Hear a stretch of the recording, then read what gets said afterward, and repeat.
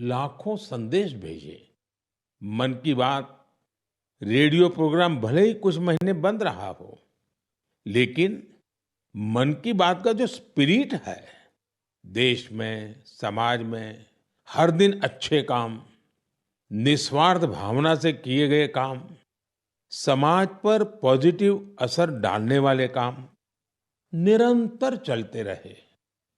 चुनाव की खबरों के बीच निश्चित रूप से मन को छू जाने वाली ऐसी खबरों पर आपका ध्यान गया होगा।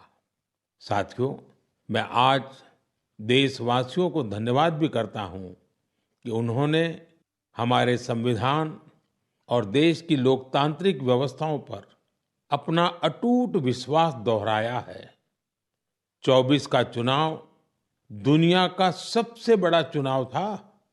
दुनिया के किसी भी देश में इतना बड़ा चुनाव कभी नहीं हुआ, जिसमें 65 करोड़ लोगों ने वोट डाले हैं।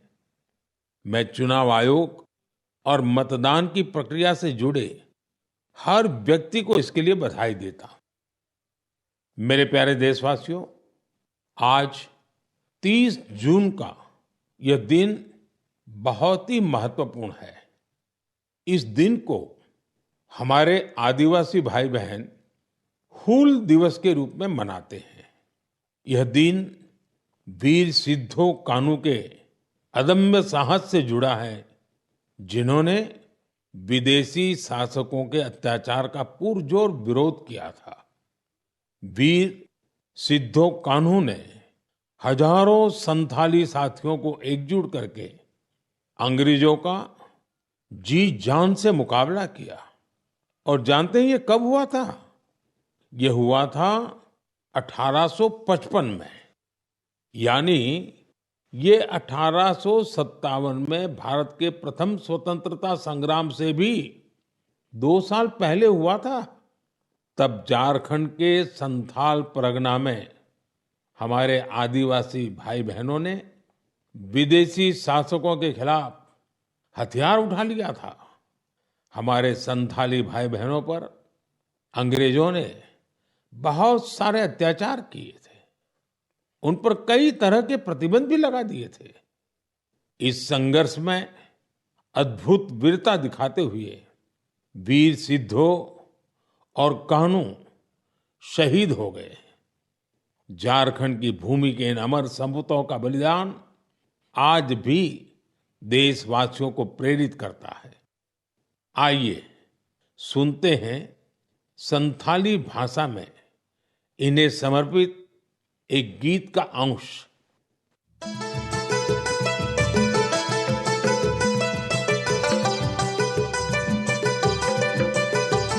सीधा कानू बोल बुया मनावे 29 जन जहाँ दिसम रिया मरंग दो संताल हुलका संताल हुंदो आंदोड़ लेना इंग्रेज कानून भंगोड़ लेना जुमे बंजो एसपीटी एकेला गोइना जंगारे पैगान साड़ी कने झाम जा उनको होले रे बुया होले होले।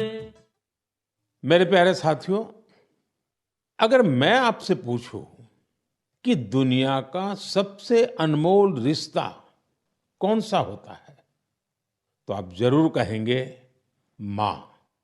हम सबके जीवन में मां का दर्जा सबसे ऊंचा होता है। मां हर दुख सहकर भी अपने बच्चे का पालन पोषण करती है। हर मां अपने बच्चे पर हर स्नेह लुटाती है।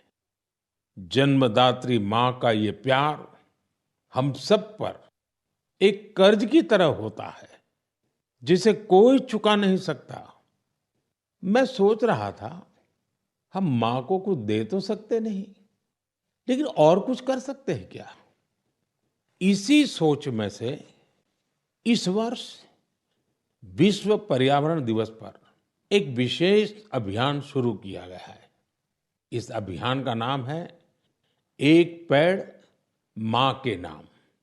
मैंने भी एक पेड़ अपनी मां के नाम लगाया है। मैंने सभी देशवासियों से, दुनिया के सभी देशों के लोगों से ये अपील की है कि अपनी माँ के साथ मिलकर या उनके नाम पर एक पेड़ जरूर लगाएं। और मुझे ये देखकर बहुत खुशी है कि माँ की स्मृति में या उनके सम्मान में पेड़ लगाने का अभियान तेजी से आगे बढ़ रहा है। लोग अपनी माँ के साथ या फिर उनकी फोटो के साथ पेड़ लगाने की तस्वीरों को सोशल मीडिया पर साझा कर रहे हैं। हर कोई अपनी माँ के लिए पेड़ लगा रहा है, चाहे वो अमीर हो या गरीब, चाहे वो कामकाजी महिला हो या गृहिणी। इस अभियान ने सबको माँ के प्रति अपना स्नेह जताने का समान अवसर दिया है। वो अपनी तस्वीरों को हैशटैग प्लांट फॉर मदर और हैशटैग एक पेड़ माँ के नाम इसके साथ साझा करके दूसरों को प्रेरित कर रहे हैं। साथियों, इस अभियान का एक और लाभ होगा। धरती भी माँ के समान हमारा ख्याल रखती है। धरती माँ ही हम सबके जीवन का आधार है। इसलिए हमारा भी कर्तव्य है कि हम धरती माँ का भी ख्याल रखें। माँ के नाम पेड़ लगाने के अभियान से अपनी माँ का सम्मान तो होगा ही होगा, धरती माँ की भी रक्षा होगी। पिछले एक दशक में भारत में सबके प्रयास से वन क्षेत्र का अभूतपूर्व विस्तार हुआ है। अमृत महोत्सव के दौरान देश भर में 60,000 से ज्यादा अमृत सरोवर भी बनाए गए हैं। अब हमें ऐसे ही माँ के नाम पर पेड़ लगाने के अभियान को गति देनी है। मेरे प्यारे देशवासियों, देश के अलग अलग हिस्सों में मानसून तेजी से अपना रंग बिखेर रहा है और बारिश के इस मौसम में सबके घर में जिस चीज की खोज शुरू हो गई है वो है छाता। मन की बात में आज मैं आपको एक खास तरह के छातों के बारे में बताना चाहता हूं। ये छाते तैयार होते हैं हमारे केरला में। वैसे तो केरला की संस्कृति में छातों का विशेष महत्व है। छाते वहाँ कई परंपराओं और विधि विधान का अहम हिस्सा होते हैं। लेकिन मैं जिस छाते की बात कर रहा हूं वो है कार्थुम्बी छाते और इन्हें तैयार किया जाता है केरला के अट्टापडी में। ये रंग बिरंगे छाते बहुत शानदार होते हैं और खासियत ये कि इन छातों को केरला की हमारी आदिवासी बहनें तैयार करती हैं। आज देश भर में इन छातों की मांग बढ़ रही है। इनकी ऑनलाइन बिक्री भी हो रही है। इन छातों को वट्टालक्की सहकारी कृषि सोसाइटी की देखरेख में बनाया जाता है। इस सोसाइटी का नेतृत्व हमारी नारी शक्ति के पास है। महिलाओं के नेतृत्व में अट्टापडी के आदिवासी समुदाय ने एंटरप्रेन्योरशिप की अद्भुत मिसाल पेश की है। इस सोसाइटी ने एक बैम्बू हैंडीक्राफ्ट यूनिट की भी स्थापना की है। अब ये लोग एक रिटेल आउटलेट और एक पारंपरिक कैफे खोलने की भी तैयारी में है। इनका मकसद सिर्फ अपने छाते और अन्य उत्पाद बेचना ही नहीं है, बल्कि ये अपनी परंपरा, अपनी संस्कृति से भी दुनिया को परिचित करा रहे हैं। आज कार्थुम्बी छाते केरला के एक छोटे से गांव से लेकर मल्टीनेशनल कंपनियों तक का सफर पूरा कर रहे हैं। लोकल के लिए वोकल होने का इससे बेहतरीन उदाहरण और क्या होगा। मेरे प्यारे देशवासियों, अगले महीने इस समय तक पेरिस ओलंपिक शुरू हो चुके होंगे। मुझे विश्वास है कि आप सब भी ओलंपिक खेलों में भारतीय खिलाड़ियों का उत्साह बढ़ाने का इंतजार कर रहे होंगे। मैं भारतीय दल को ओलंपिक खेलों की बहुत बहुत शुभकामनाएं देता हूं। हम सबके मन में टोक्यो ओलंपिक की यादें अब भी ताजा हैं। टोक्यो में हमारे खिलाड़ियों के प्रदर्शन ने हर भारतीय का दिल जीत लिया था। टोक्यो ओलंपिक के बाद से ही हमारे एथलीट्स पेरिस ओलंपिक की तैयारियों में जी जान से जुटे हुए थे। सभी खिलाड़ियों को मिला दे तो इन सब ने करीब 900 इंटरनेशनल कंपटीशन में हिस्सा लिया है। ये काफी बड़ी संख्या है। साथियों, पेरिस ओलंपिक में आपको कुछ चीजें पहली बार देखने को मिलेगी। शूटिंग में हमारे खिलाड़ियों की प्रतिभा निखर कर सामने आ रही है। टेबल टेनिस में मेन और विमेन दोनों टीमें क्वालिफाई कर चुकी हैं। भारतीय शॉटगन टीम में हमारी शूटर बेटियां भी शामिल है। इस बार कुश्ती और घुड़सवारी में हमारे दल के खिलाड़ी उन कैटेगरीज में भी compete करेंगे जिनमें पहले वे कभी शामिल नहीं रहे। इससे आप ये अनुमान लगा सकते हैं कि इस बार हमें खेलों में अलग लेवल का रोमांच नजर आएगा। आपको ध्यान होगा, कुछ महीने पहले वर्ल्ड पारा एथलेटिक्स चैंपियनशिप में हमारी बेस्ट परफॉर्मेंस रही है। वहीं चेस और बैडमिंटन में भी हमारे खिलाड़ियों ने परचम लहराया है। अब पूरा देश ये उम्मीद कर रहा है कि हमारे खिलाड़ी ओलंपिक्स में भी बेहतरीन प्रदर्शन करेंगे। इन खेलों में मेडल्स भी जीतेंगे और देशवासियों का दिल भी जीतेंगे। आने वाले दिनों में मुझे भारतीय दल से मुलाकात का अवसर भी मिलने वाला है। मैं आपकी तरफ से उनका उत्साहवर्धन करूंगा। और हाँ, इस बार हमारा हैशटैग चीयर फॉर भारत है। इस हैशटैग के जरिए हमें अपने खिलाड़ियों को चीयर करना है, उनका उत्साह बढ़ाते रहना है। तो मोमेंटम को बनाए रखिए। आपका ये मोमेंटम भारत का मैजिक दुनिया को दिखाने में मदद करेगा। मेरे प्यारे देशवासियों, मैं आप सभी के लिए एक छोटी सी ऑडियो क्लिप प्ले कर रहा हूं। रेडियो क्वेट FM 93.3 से हिंदी शो नमस्ते कुवैत।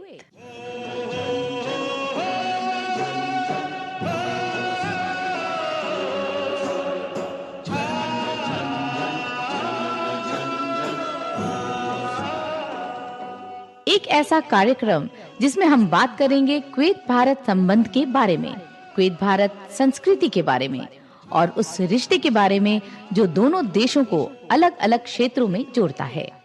इस रेडियो कार्यक्रम को सुनकर आप भी हैरत में पड़ गए ना? तो आइए आपको इसके पीछे की पूरी बात बताते हैं। दरअसल ये कुवैत रेडियो के एक प्रसारण की क्लिप है। अब आप सोचेंगे कि बात हो रही है कुवैत की, तो वहां हिंदी कहां से आ गई? दरअसल कुवैत सरकार ने अपने नेशनल रेडियो पर एक विशेष कार्यक्रम शुरू किया है और वो भी हिंदी में। कुवैत रेडियो पर हर रविवार को इसका प्रसारण आधे घंटे के लिए किया जाता है। इसमें भारतीय संस्कृति के अलग अलग रंग शामिल होते हैं। हमारी फिल्में और कला जगत से जुड़ी चर्चाएं वहां भारतीय समुदाय के बीच बहुत लोकप्रिय हैं। मुझे तो यहाँ तक बताया गया है कि कुवैत के स्थानीय लोग भी इसमें खूब दिलचस्पी ले रहे हैं। मैं कुवैत की सरकार और वहाँ के लोगों का हृदय से धन्यवाद करता हूँ, जिन्होंने ये शानदार पहल की है। साथियों, आज दुनिया भर में हमारी संस्कृति का जिस तरह गौरवगान हो रहा है, उससे किस भारतीय को खुशी नहीं होगी। अब जैसे तुर्कमेनिस्तान में इस साल मई में वहां के राष्ट्रीय कवि की 300वीं जन्म जयंती मनाई गई। इस अवसर पर तुर्कमेनिस्तान के राष्ट्रपति ने दुनिया के 24 प्रसिद्ध कवियों की प्रतिमाओं का अनावरण किया। इनमें से एक प्रतिमा गुरुदेव रविंद्रनाथ टैगोर जी की भी है। ये गुरुदेव का सम्मान है, भारत का सम्मान है। इसी तरह जून के महीने में दो कैरेबियाई देश सूरीनाम और सेंट विंसेंट एंड द ग्रेनाडीज ने अपने इंडियन हेरिटेज को पूरे जोश और उत्साह के साथ सेलिब्रेट किया। सूरीनाम में हिंदुस्तानी समुदाय हर साल 5 जून को इंडियन अराइवल डे और प्रवासी दिन के रूप में मनाता है। यहाँ तो हिंदी के साथ ही भोजपुरी भी खूब बोली जाती है। सेंट विंसेंट एंड द ग्रेनाडीज में रहने वाले हमारे भारतीय मूल के भाई बहनों की संख्या भी करीब 6000 है। उन सबको अपनी विरासत पर बहुत गर्व है। 1 जून को इन सब ने इंडियन अराइवल डे को जिस धूमधाम से मनाया, उससे उनकी ये भावना साफ झलकती है। दुनिया भर में भारतीय विरासत और संस्कृति का जब ऐसा विस्तार दिखता है, तो हर भारतीय को गर्व होता है। साथियों, इस महीने पूरी दुनिया ने 10वें योग दिवस को भरपूर उत्साह और उमंग के साथ मनाया है। मैं भी जम्मू कश्मीर के श्रीनगर में आयोजित योग कार्यक्रम में शामिल हुआ था। कश्मीर में युवाओं के साथ साथ बहनों बेटियों ने भी योग दिवस में बढ़ चढ़ करके हिस्सा लिया। जैसे जैसे योग दिवस का आयोजन आगे बढ़ रहा है, नए नए रिकॉर्ड्स बन रहे हैं। दुनिया भर में योग दिवस ने कई शानदार उपलब्धियां हासिल की हैं। सऊदी अरब में पहली बार एक महिला अल हनौफ साद जी ने कॉमन योगा प्रोटोकॉल को लीड किया। ये पहली बार है जब किसी सऊदी महिला ने किसी मेन योगा सेशन को इंस्ट्रक्ट किया हो। इजिप्ट में इस बार योग दिवस पर एक फोटो कंपटीशन का आयोजन किया गया। नील नदी के किनारे, रेड सी के बीचेज पर और पिरामिडों के सामने योग करते लाखों लोगों की तस्वीरें बहुत लोकप्रिय हुई। अपने मार्बल बुद्धा स्टैचू के लिए प्रसिद्ध म्यांमार का मारा विजरा पैगोडा कॉम्प्लेक्स दुनिया में मशहूर है। यहाँ भी 21 जून को शानदार योगा सेशन का आयोजन हुआ। बहरीन में दिव्यांग बच्चों के लिए एक स्पेशल कैंप का आयोजन किया गया। श्रीलंका में यूनेस्को हेरिटेज साइट के लिए मशहूर गोल्फ फोर्ट में एक यादगार योगा सेशन हुआ। अमेरिका के न्यूयॉर्क में ऑब्जर्वेशन डेक पर भी लोगों ने योग किया। मार्शल आइलैंड पर भी पहली बार बड़े स्तर पर हुए योग के कार्यक्रम में यहाँ के राष्ट्रपति जी ने भी हिस्सा लिया। भूटान के थिम्पू में भी एक बड़ा योग दिवस का कार्यक्रम हुआ, जिसमें मेरे मित्र प्रधानमंत्री टोबगे भी शामिल हुए। यानी दुनिया के कोने कोने में योग करते लोगों के विहंगम दृश्य हम सब ने देखे। मैं योग दिवस में हिस्सा लेने वाले सभी साथियों का हृदय से आभार व्यक्त करता हूं। मेरा आपसे एक पुराना आग्रह भी रहा है। हमें योग को केवल एक दिन का अभ्यास नहीं बनाना है। आप नियमित रूप से योग करें। इससे आप अपने जीवन में सकारात्मक बदलावों को जरूर महसूस करेंगे।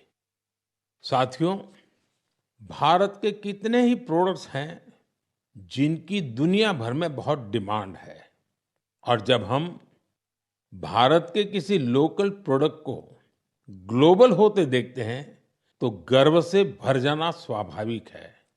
ऐसा ही एक प्रोडक्ट है अराकू कॉफी। अराकू कॉफी आंध्र प्रदेश के अल्लूरी सीताराम राजू जिले में बड़ी मात्रा में पैदा होती है। ये अपने रिच फ्लेवर और अरोमा के लिए जानी जाती है। अराकू कॉफी की खेती से करीब 1.5 लाख आदिवासी परिवार जुड़े हुए हैं। अराकू कॉफी को नई ऊंचाई देने में गिरिजन कोऑपरेटिव की बहुत बड़ी भूमिका रही है। इसने यहाँ के किसान भाई बहनों को एक साथ लाने का काम किया और उन्हें अराकू कॉफी की खेती के लिए प्रोत्साहन दिया। इससे इन किसानों की कमाई भी बहुत बढ़ गई है। इसका बहुत लाभ कोंडा डोरा आदिवासी समुदाय को भी मिला है। कमाई के साथ साथ उन्हें सम्मान का जीवन भी मिल रहा है। मुझे याद है, एक बार विशाखापत्तनम में आंध्र प्रदेश के मुख्यमंत्री चंद्रबाबू नायडू गारू के साथ मुझे इस कॉफी का स्वाद लेने का मौका मिला था। इसके टेस्ट की तो पूछिए ही मत, कमाल की होती है ये कॉफी। अराकू कॉफी को कई ग्लोबल अवार्ड्स मिले हैं। दिल्ली में हुई G20 समिट में भी कॉफी छाई हुई थी। आपको जब भी अवसर मिले, आप भी अराकू कॉफी का आनंद जरूर लें। साथियों, लोकल प्रोडक्ट को ग्लोबल बनाने में हमारे जम्मू कश्मीर के लोग भी पीछे नहीं हैं। पिछले महीने जम्मू कश्मीर ने जो कर दिखाया है, वो देश भर के लोगों के लिए भी एक मिसाल है। यहाँ के पुलवामा से स्नो पीज की पहली खेप लंदन भेजी गई। कुछ लोगों को ये आइडिया सूझा कि कश्मीर में उगने वाली एक्सोटिक वेजिटेबल्स को क्यों न दुनिया के नक्शे पर लाया जाए। बस फिर क्या था, चकुरा गांव के अब्दुल राशिद मीर जी इसके लिए सबसे पहले आगे आए। उन्होंने गांव के अन्य किसानों की जमीन को एक साथ मिलाकर स्नो पीज उगाने का काम शुरू किया, और देखते ही देखते स्नो पीज कश्मीर से लंदन तक पहुंचने लगी। इस सफलता ने जम्मू कश्मीर के लोगों की समृद्धि के लिए नए द्वार खोले हैं। हमारे देश में ऐसे यूनिक प्रोडक्ट्स की कमी नहीं है। आप ऐसे प्रोडक्ट्स को #myproductmypride के साथ जरूर शेयर करें। मैं इस विषय पर आने वाले मन की बात में भी चर्चा करूंगा। मम प्रियाः देशवासिनः अद्य अहम किंचित चर्चा संस्कृत भाषायाम आरभे।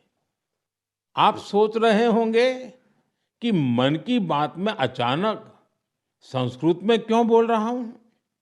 इसकी वजह है, आज संस्कृत से जुड़ा एक खास अवसर। आज 30 जून को आकाशवाणी का संस्कृत बुलेटिन अपने प्रसारण के 50 साल पूरे कर रहा है। 50 वर्षों से लगातार इस बुलेटिन ने कितने ही लोगों को संस्कृत से जोड़े रखा है। मैं ऑल इंडिया रेडियो परिवार को बधाई देता हूं। साथियों, संस्कृत की प्राचीन भारतीय ज्ञान और विज्ञान की प्रगति में बड़ी भूमिका रही है। आज के समय की मांग है कि हम संस्कृत को सम्मान भी दें और उसे अपने दैनिक जीवन से भी जोड़ें। आजकल ऐसा ही एक प्रयास बेंगलुरु में कई और लोग कर रहे हैं। बेंगलुरु में एक पार्क है, कब्बन पार्क। इस पार्क में यहाँ के लोगों ने एक नई परंपरा शुरू की है। यहाँ हफ्ते में एक दिन, हर रविवार, बच्चे, युवा और बुजुर्ग आपस में संस्कृत में बात करते हैं। इतना ही नहीं, यहाँ वाद विवाद के कई सेशन भी संस्कृत में ही आयोजित किए जाते हैं। इनकी इस पहल का नाम है संस्कृत वीकेंड। इसकी शुरुआत एक वेबसाइट के जरिए समष्टि गुब्बी जी ने की है। कुछ दिनों पहले ही शुरू हुआ ये प्रयास बेंगलुरु वासियों के बीच देखते ही देखते काफी लोकप्रिय हो गया है। अगर हम सब इस तरह के प्रयास से जुड़े तो हमें विश्व की इतनी प्राचीन और वैज्ञानिक भाषा से बहुत कुछ सीखने को मिलेगा। मेरे प्यारे देशवासियों, मन की बात के इस एपिसोड में आपसे जुड़ना बहुत अच्छा रहा। अब ये सिलसिला फिर पहले की तरह चलता रहेगा। अब से एक सप्ताह बाद पवित्र रथ यात्रा की शुरुआत होने जा रही है। मेरी कामना है कि महाप्रभु जगन्नाथ की कृपा सभी देशवासियों पर सदैव बनी रहे।